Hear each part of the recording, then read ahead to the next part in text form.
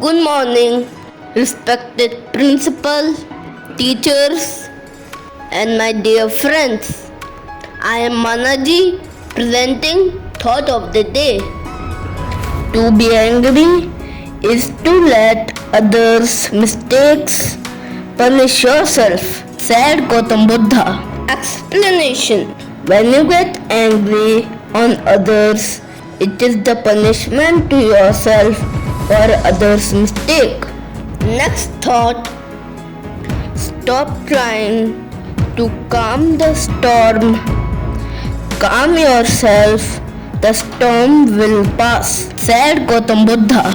Explanation: have patience, bad time will pass soon.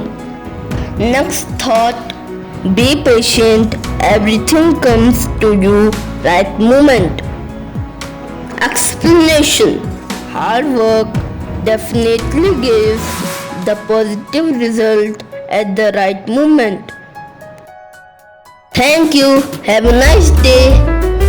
If you like my video, subscribe my channel, press bell icon and share to your friends.